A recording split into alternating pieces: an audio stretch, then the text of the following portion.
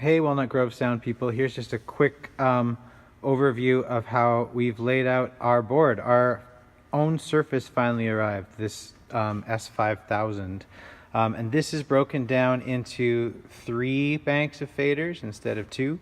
It only has 4 more faders than the one we had been borrowing, but having it broken down into 3 sections really adds a lot of possibilities. So what I have done as a layout, and I think it's a good one to go with for now.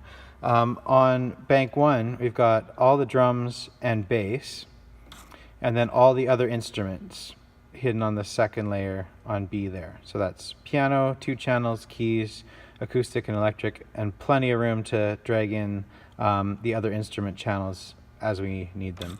So there's drums, bass, other instruments. On layer A here, you've got your vocals always up. We're only using 3 today, but sometimes we have 4 total. And the reverb and delay returns for vocals.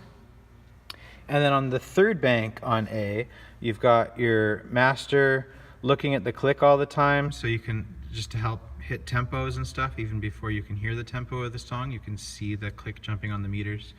iMac, PC, which is the computer down here, and then the 3 wireless that we have so far. There's going to be a Lav 2 at some point as well.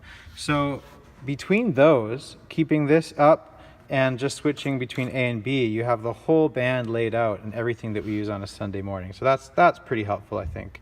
Other things that I've put in places, going down in this middle bank, just 1 lets you see all of the effects returns. So here you just see 2 of them, the 2 that apply to vocals for riding them. But here you see all 5 effects returns, which might be helpful. All sends I've put down along here. So you've got effects sends plus the front fill matrix. You've got mono aux sends, which includes the 3 foyer sends, as well as the talkback send that sends things to monitors. You've got stereo sends. We're only using the recording right now, but there will be these in-ear monitors that are wireless as well. I've got the drum subgroup that I should talk to you guys all about individually, but the drums are actually running through an audio group here. And then nothing else really on the last ones. So all sends show up there in their different layers. Here, after the effects returns, I've put the DCAs on C there as well as here. So that way, if you want to see vocals and have some DCA muting control or level control, you can do it that way. Or you can have instruments up here and go to C here for DCA. So just remember that C on both of these is a copy of the DCAs, if you want to have DCAs under your fingers in the left section or in the center section.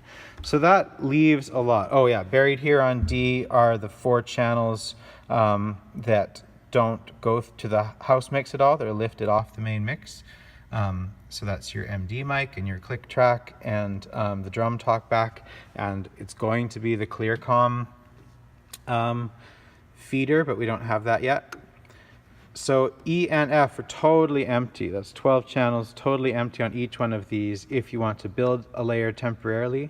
But though I think that's useful for memorials or smaller events, I think for a Sunday morning, it's just easier to have the whole band under your fingers, especially now that we have the wireless up all the time. Wireless and computer are always over here in the master section, so that you have vocals, you have instruments split up over 2 layers. So I think that's useful, just like that.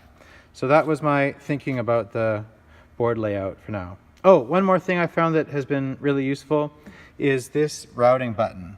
That routing menu is different depending on whether you have selected a single channel or multiple channels. For example, if I select the bass and go to routing, it shows me what DCA's bass is a member of. So that's an easy way to set that up. You can also see where this bass is being sent in all the mixes in the world, including the main mix as well. If I go to a DCA and select that, then this routing menu is showing me all the things that are a member of that DCA. I can go to the vocal DCA, select it here, and here I'm seeing that I've got 3 singers in here now. So if I had 4 singers, I'd just touch and add this 4th singer to the group as well. So this is a really clear way of seeing what's a member of the DCAs. Effects, you don't see anything lit up because you have to go to effects returns, and there you see all 5 effects returns going to this effects DCA. So that's the routing menu, and this gives a really clear layout of who's a member of what DCA.